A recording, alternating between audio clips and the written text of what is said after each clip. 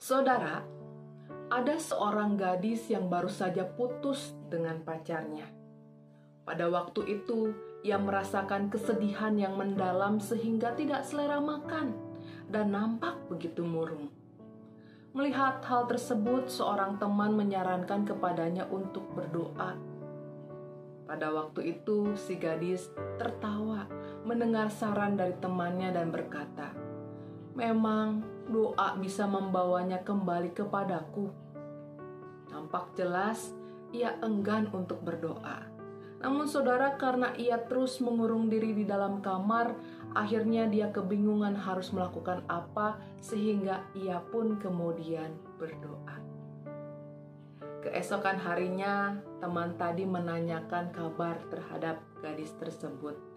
Ia bertanya begini, "Bagaimana keadaanmu? Sudahkah mantan kekasihmu memberi kabar? Dan sudahkah kamu berdoa?" Gadis ini menjawab, "Tidak, ia belum memberiku kabar dan aku sudah berdoa." Mendengar jawaban itu, temannya kembali bertanya kepadanya, "Apakah kini kamu kesal karena doamu tidak membawanya kembali kepadamu?" Gadis itu tertawa dan berkata, "Doaku semalam memang tidak berhasil membawanya kembali kepadaku. Namun, doaku berhasil membuatku tidak lagi menginginkannya. Kini aku merasakan ketenangan. Terima kasih banyak, teman. Untuk itu, kini aku akan terus berdoa tentang apapun masalah yang kuhadapi, supaya ketenangan dan kelegaan itu selalu ada padaku." Saudara, ketika kita mendengar jawaban si gadis, kita kembali diingatkan bagaimana kuasa doa dinyatakan. Ya, memang ada orang yang berdoa dan apa yang dimintanya dikabulkan Tuhan. Tapi ada juga orang yang berdoa menerima jawaban yang berbeda dari yang diharapkannya semula. Menerima jawaban ya atau tidak bahkan nanti dari Tuhan atas permintaan kita di dalam doa semakin mempertegas kepada kita bahwa doa itu bukan mantra.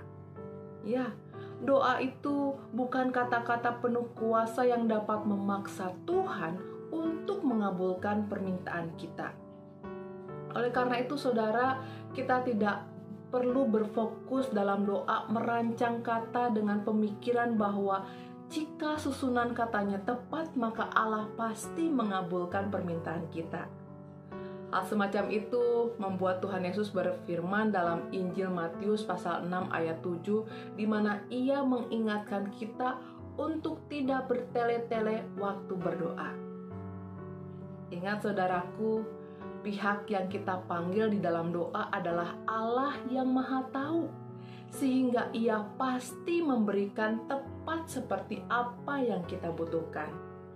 Seperti yang dialami gadis tadi, yang tengah bersedih karena hubungannya kandas di tengah jalan. Ia menerima apa yang dibutuhkannya, yaitu ketenangan dan kelegaan yang membuatnya kembali bersukacita. Oleh karena itu, saudaraku, dalam beban pergumulan yang tengah engkau alami kini, mungkin saat ini jelas terdengar olehmu panggilan Tuhan untuk berdoa. Untuk itu, tunggu apa lagi?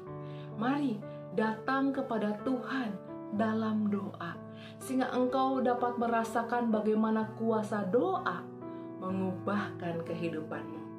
Untuk itu, berkat Tuhan kiranya tercurah atasmu. Amin.